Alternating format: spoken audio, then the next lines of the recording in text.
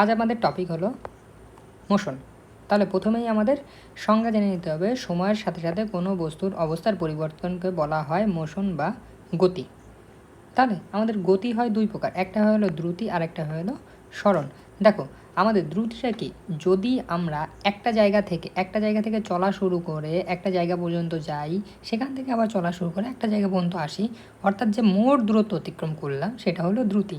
আর সরণটা কি, কোনো স্থানের সরলরৈখিক দূরত্ব বলতে আমরা একটা জায়গা থেকে চলা শুরু করলাম, এখানে গিয়ে থেমে আবার এটা গেলাম, তাহলে আমাদের কিন্তু পুরো দূরত্বটা সরল না, এটা সোজাসুজি যে আমাদের দূরত্বটা হলো, মানে সরলরৈখিক যে দূরত্বটা হলো। যদি একটা অর্ধবৃত্ত বরাবর আমরা ঘুরি তাহলে কিন্তু এই পুরোটা সরল না, সরণ কি এই সোজাসুজি বা এই সরলরৈখিক যে দূরত্ব এ থেকে বি এর, সেটাই হলো আমাদের সরণ। তাহলে এদের দুটোর আমাদের একক সেম, সেন্টিমিটার আর মিটার, এবং এর মাত্রাও সেম, এল m0 t0 এল m0 t0। এখন এটা গুরুত্বপূর্ণ যে দ্রুতির মান শূন্য হতে পারে না, কিন্তু সরণের মান শূন্য হতে পারে।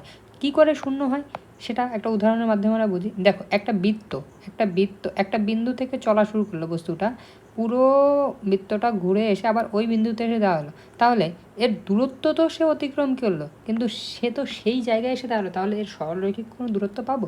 অবশ্যই পাবো না। তাহলে এর সরণ কি হতে পারে? শূন্য হতে পারে। চলন কি? স্পিড হলো আমাদের দূরত্ব ভাগ সময়, আমরা কতটা দূর গেলাম কতটা সময়।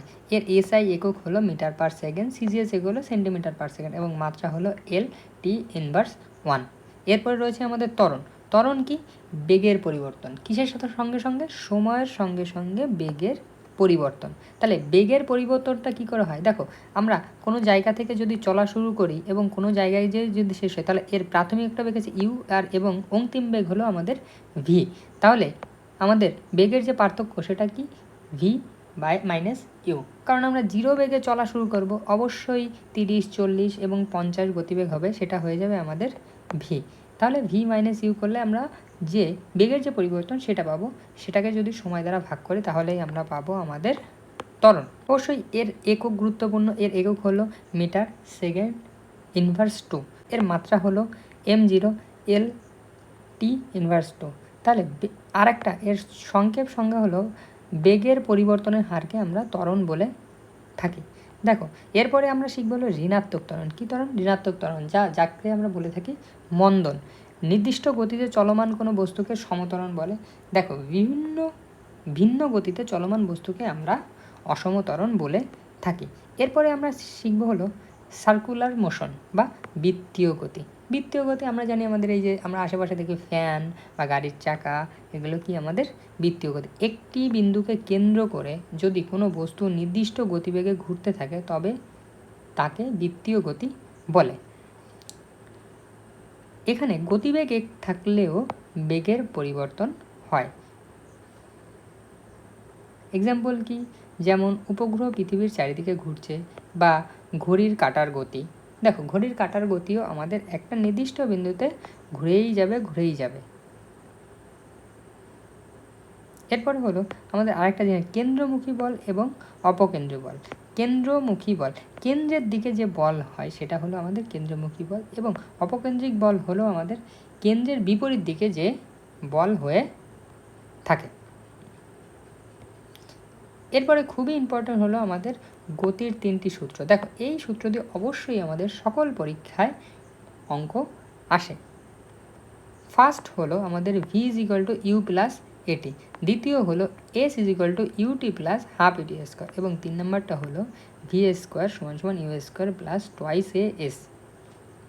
এখানে ইউ হলো প্রাথমিক বেগ, আমরা আগেই জেনেছি, ভি হলো অন্তিম বেগ, এবং টি হলো সময়, এস হলো দূরত্ব, আর এ কি আমাদের ত্বরণ। দেখো এই 3টে সূত্র অবশ্যই আমাদের খুবই গুরুত্বপূর্ণ সহকারে মনে রাখতে হবে। আমরা সকল পরীক্ষায় এই 3টি সূত্র থেকে অবশ্যই অঙ্কগুলো পাবো। এরপরে আসে আমাদের প্রজেক্টাইল মোশন। দেখো এটা হলো আমাদের কোনো জিনিস যদি আমরা ছুঁড়ে মারি, সেটা একটু উপরে উঠে আবার নিচের দিকে নেমে যায়, তাহলে অবশ্যই এর মাঝখানে কি থাকে? একটা হাইট থাকে, কতটা উপরে উঠলো। তাহলে ম্যাক্সিমাম হাইট, এই যে জিনিসটা ছুঁড়ে মারলাম তার ম্যাক্সিমাম হাইট কী করে নির্ণয় করি? ম্যাক্সিমাম হাইট নির্ণয়ের সূত্র হলো u square sine theta by 2g। এখানে জি হলো অভিকর্ষ ত্বরণ। দেখো এগুলো পরীক্ষায় খুব আসার সম্ভাবনা খুবই কম, তাহলে জাস্ট একটু আমরা মনে রাখবো এই সূত্র, এছাড়া আর কিছু মনে রাখতে হবে না, এই সূত্র দিয়ে কোনো অঙ্ক আসে না।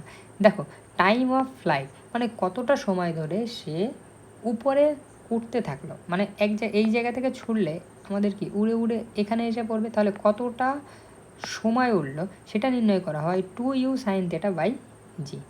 আর এরপরে হলো হরিজেন্টাল, আমাদের কি আছে এরপরে হরিজেন্টাল রেঞ্জ বা আনুভূমিক পাল্লার দূরত্ব। এটা কি করে নির্ণয় করব, u square sine 2 theta by G.